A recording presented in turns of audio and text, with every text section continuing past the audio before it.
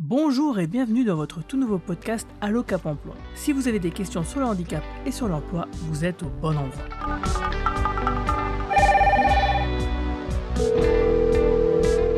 Allô, ici votre Cap Emploi, bonjour. Bonjour, c'est Guillaume et bienvenue dans cet épisode du podcast Allo Cap Emploi.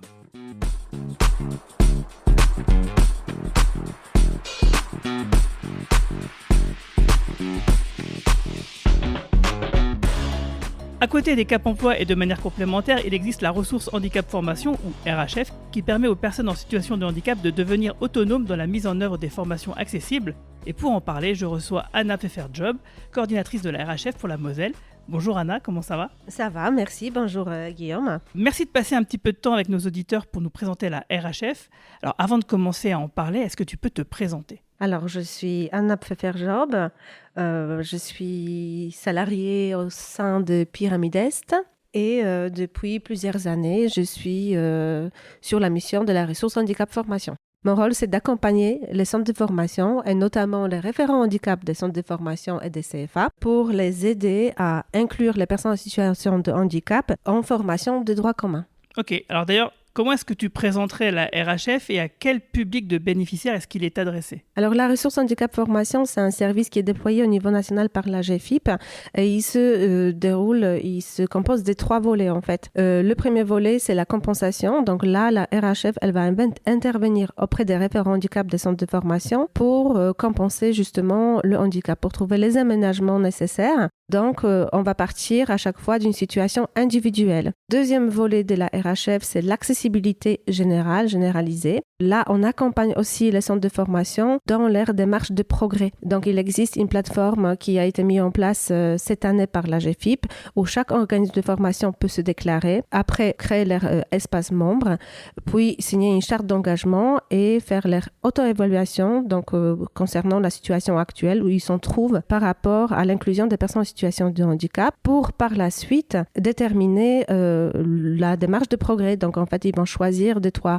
items même des certifications Calliope, on va dire, pour améliorer leurs pratiques. Et ça, ils peuvent faire une fois par an, en fait, pour par la suite afficher aussi une petite affiche qui montre à tout le monde qu'ils sont dans cette démarche. Et le troisième volet de la RHF, c'est la professionnalisation. Donc, il existe aussi une plateforme qui a été récemment mise en place par l'AGFIP où les centres de formation peuvent retrouver les webinaires, les capsules, les petites vidéos de formation, d'auto-formation ou tout simplement le programme de professionnalisation des acteurs de la formation professionnelle. Comment trouvez-vous les formations pour les personnes en situation de handicap ? Est-ce que ce sont des formations adaptées ?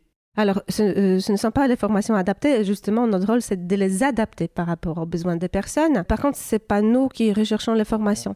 Ce sont les référents handicap ou les membres du SPE, donc de Service pour emploi, Public pour emploi, qui s'adressent à nous ou les bénéficiaires pour nous informer que telle ou telle personne entre en formation ou elle est déjà en formation et elle a besoin de mettre en place les aménagements, les moyens de compensation. D'accord, en fait, vous êtes un intermédiaire pour faciliter la personne à bien suivre sa formation qu'elle aurait déjà trouvée ou pour lesquelles elle peut vous solliciter pour une formation à venir. Exactement. Quel est votre rapport avec les Cap Emploi ? Est-ce que vous interagissez avec eux ? Oui, bien sûr, ce sont eux qui font appel à la ressource handicap formation. Ils nous mettent en relation justement avec le centre de formation sur lequel ils ont orienté les bénéficiaires. Par la suite, on est tous concernés en fait par ces parcours. Donc, chacun a ses idées à mettre en place, à organiser les entretiens, etc. Quel organisme finance tout ça et comment surtout une personne en situation de handicap pourrait bénéficier des services de la RHF ? Comment ça se passe ? Alors, les formations, ce sont soit les CFA, donc les personnes qui sont en contrat d'apprentissage ou en contrat de professionnalisation, mais aussi les personnes qui sont en reconversion professionnelle, donc ils suivent les formations continues qui sont financées très souvent par la région, en partie par l'AGFIP. Parfois, ce sont même les employeurs qui financent les formations pour leurs salariés, pour les faire monter en compétences ou tout simplement pour changer leur poste au sein de l'entreprise. Comment vous intervenez concrètement ? Imaginons que je sois un bénéficiaire, qu'est-ce qui se passerait pour vous une fois que j'entre dans le dispositif ?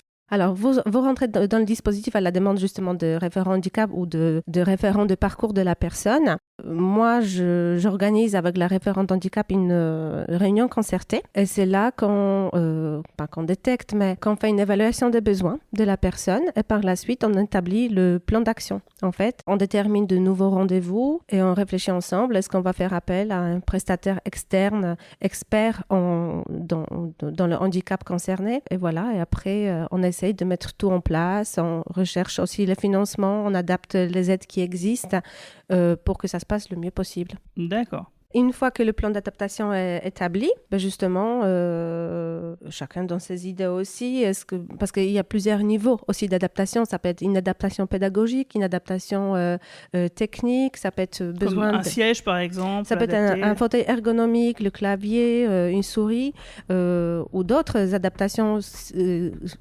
Quand il s'agit des formations techniques, on va dire, par exemple, quelqu'un qui entre en formation pour devenir boulanger, il va avoir besoin d'une adaptation technique dans l'atelier, par exemple, et aussi sur le lieu de stage en entreprise, si c'est le contrat d'apprentissage ou de professionnalisation.